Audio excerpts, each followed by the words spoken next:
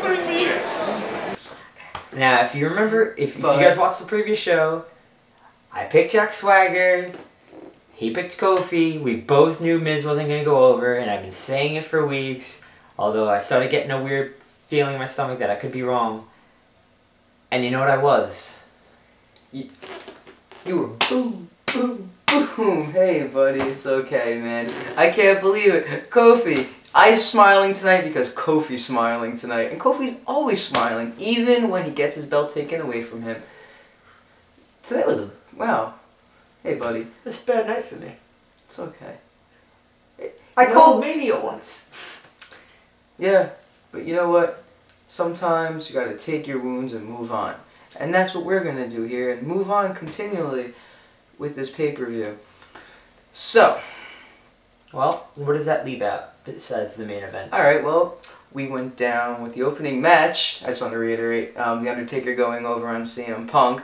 Though, I don't agree with the transitional of this title being switched back and forth like a whore at a drunken sailors convention, okay? Taker should not be going to Survivor Series with the world title. No. Just saying. I don't think so.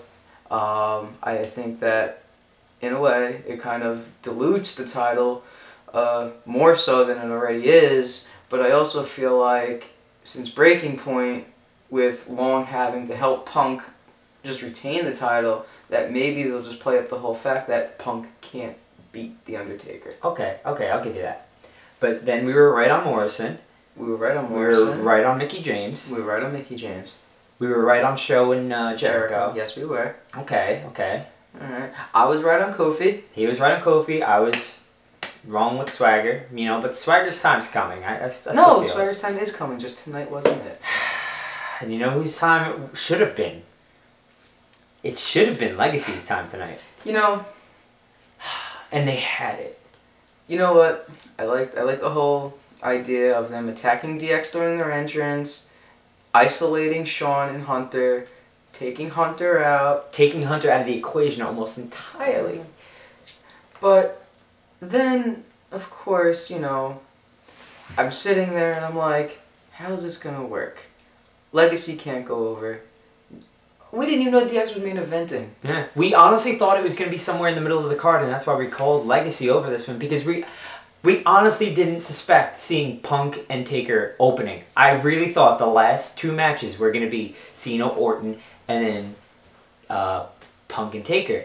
And with putting DX in the main event, you know, that really does change perspectives on things. Especially when you see Triple H locked out of the cage after a good 15-minute beatdown, practically, and then it just became a two-man show on top of Shawn Michaels. So the point where Shawn Michaels was almost like overselling like this horrible beatdown. If you guys saw it, you know exactly what I'm talking about, with Shawn Michaels in the corner and just like lay off me, guys. Quivering. If you want to see Shawn Michaels quiver, order the replay. I'm dead serious. It's funny. It's classic, but. Trips finally gets on his feet after the most devastating, what was it, Crossroads? The Crossroads. On the stage, he finally gets to his feet and like a caveman starts trying to figure out tools on how to open up a cell door. Hey. What? Okay, so I'm going to let you guys take 3 guesses on how he tries to get in. Numero 1. Did he try a sledgehammer? No, he didn't do that. Number 2, he tried breaking down the door with brute strength. Brute strength. No, not a brute strength. Number 3, you know, maybe he got smart. Maybe he went and took a vehicle and just plowed through the cage, you know. Hey, you know what? I didn't mean to cut you off on your tangent, but I think Triple H could have ripped it off with his brute strength. He's the man. Go ahead. No, instead he gets a chair and tries to pry it open with the chair. Which eventually just led to Ted just laughing in his face and making fun of him as while he was pretty much just pummeling Shawn Michaels. Finally, Trips develops a brain and goes to the back and gets wire cutters. And he's working at the chain, finally gets the door open, and next you know, the match is pretty much over there because he cleans house, Shawn Michaels gets back to his feet, they lock out Ted, and then just proceed to like beat on Cody. Dominate Cody Rhodes. And how does the match end? Well, first we gotta tune up the band, Yeah. and then Then what? What did we bring out for a little bittersweet finish? a bittersweet finish. A bittersweet finish? The greatest finish ever. It's never been done. It's never? Never. I've never seen H do this.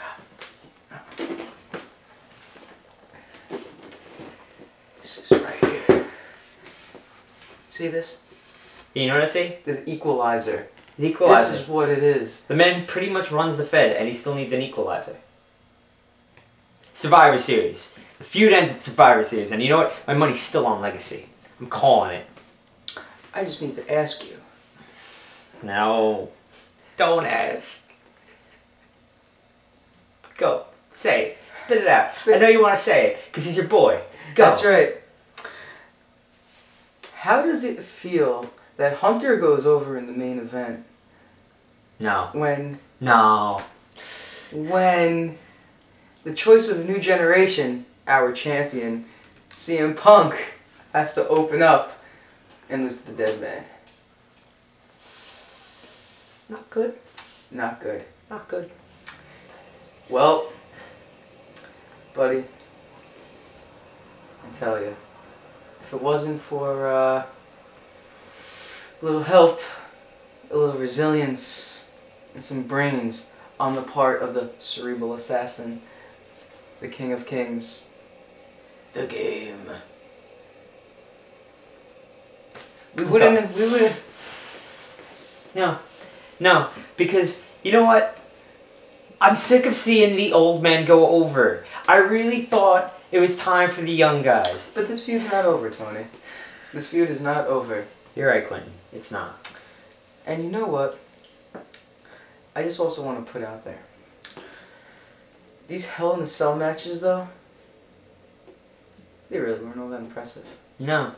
There was really nothing to look back and say, I'm going to forget about this show within 2 weeks. You know what? Raw and SmackDown are going to make it better. Actually, I think Raw had the better Hell in a Cell spot than the pay-per-view did. Yeah.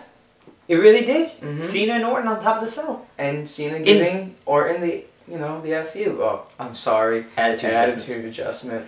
But you know what? I will say this. Carry. You guys definitely raised the bar with making the cell bigger. But next time, use it right. I mean, that thing was scary looking and imposing, and it finally filled up, like, it met up to the standards that you guys always build it up to be.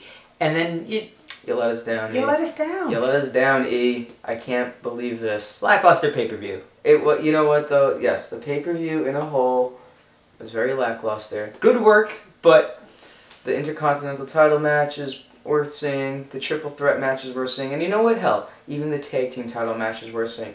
Everything else is miss. Hey, except, Triple H and Shawn Michaels. They got their win.